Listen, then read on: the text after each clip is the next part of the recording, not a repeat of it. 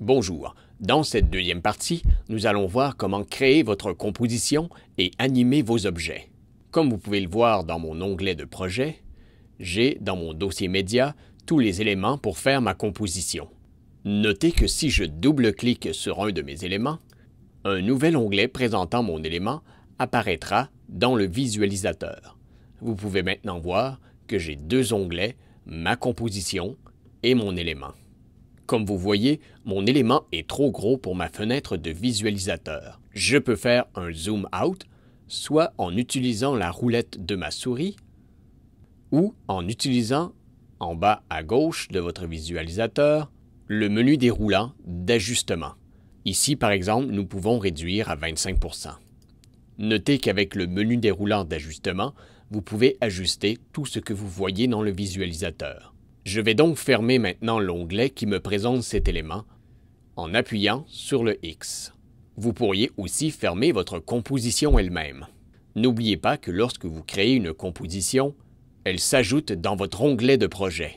Tout comme nous venons de faire avec notre élément, nous pouvons donc double-cliquer sur notre composition pour la faire réapparaître. Vous avez aussi toujours la possibilité d'aller dans votre onglet de travail et de réinitialiser votre espace de travail.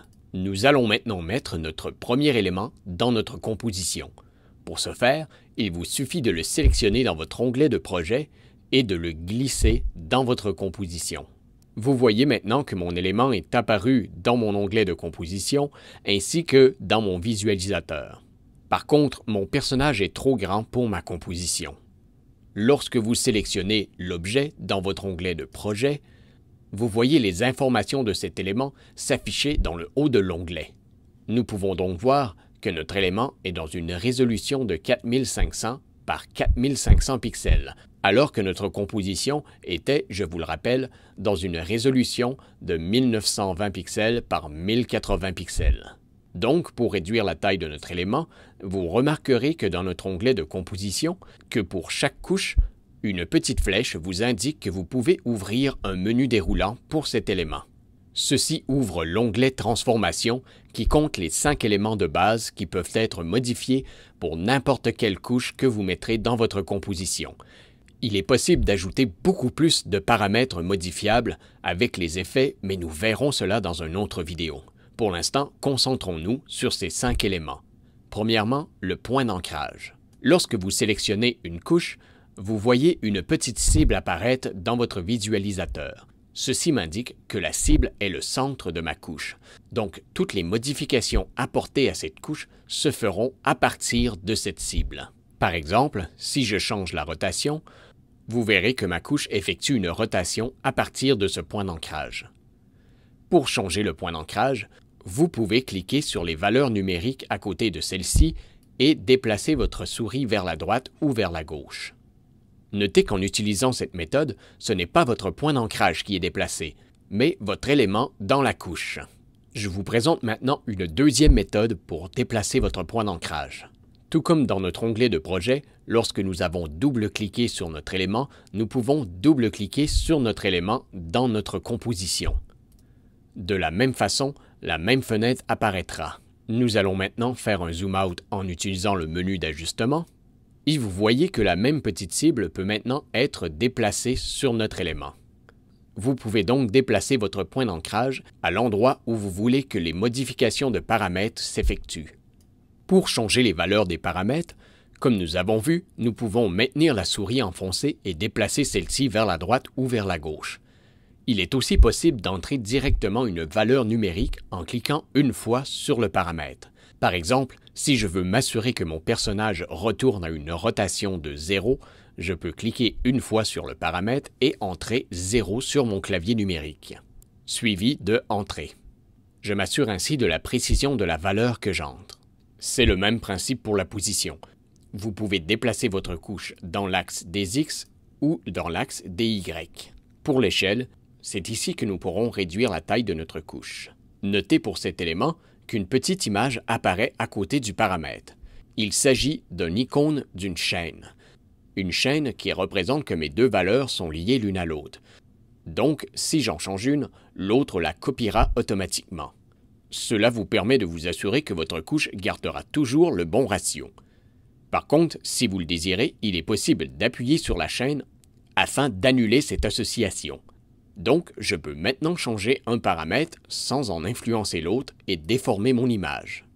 Nous avons déjà vu la rotation, mais vous voyez qu'à côté du paramètre, une valeur avec un X apparaît. Ceci m'indique que lorsque j'aurai fait un tour complet, le paramètre m'indiquera une fois 360 degrés de rotation plus 22 degrés.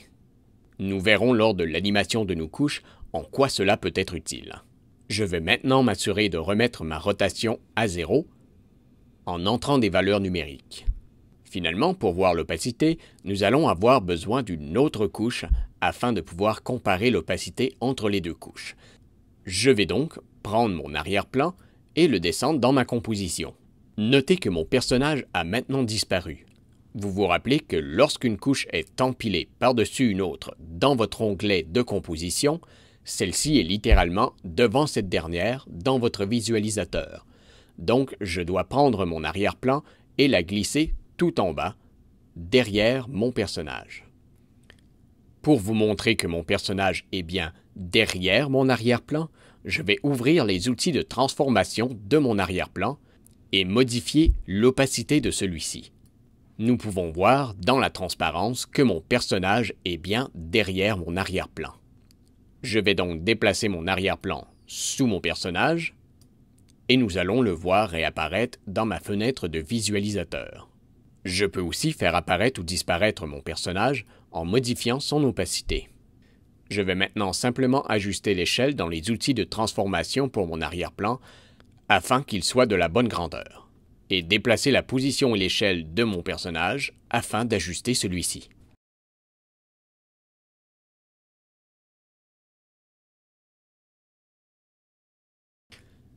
Nous allons maintenant nous concentrer sur la partie de droite de notre onglet des compositions, la ligne du temps. Pour ce faire, je vais ajouter mes deux derniers éléments dans ma composition. Pour l'instant, je vais éteindre la visibilité de mon titre en appuyant sur le petit œil à gauche de la couche. Comme mentionné précédemment dans le cours, les blocs de couleurs représentent la durée de vos éléments dans le temps. Comme ces éléments sont des images fixes, elles ont une durée infinie dans le temps. Par contre, mon explosion est un film QuickTime. Il a donc un début et une fin. Et lorsqu'il se termine, on voit que le bloc se termine sur la ligne du temps. Si je veux que mon explosion arrive exactement après 1 seconde du début de ma composition, je peux mettre mon curseur à 1 seconde. Rappelez-vous qu'il est possible d'agrandir votre ligne du temps afin d'être plus précis, et je peux déplacer mon bloc afin de le mettre exactement au bon moment. Ainsi, mon explosion débute exactement à 1 seconde après le début de mon animation.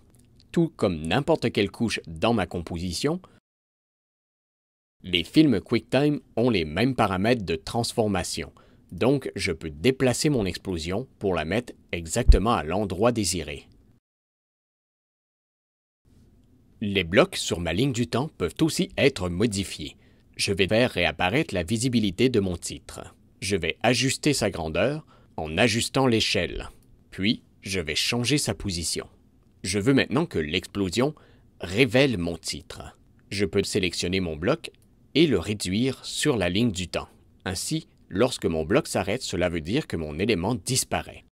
Ainsi, mon explosion fait maintenant apparaître mon titre. Faisons un petit résumé avant de poursuivre. Nous avons maintenant vu qu'il est possible de contrôler vos couches de deux façons. Vous pouvez les contrôler à gauche avec les paramètres de transformation, ou à droite, vous pouvez littéralement contrôler vos couches dans le temps. Passons maintenant à l'animation.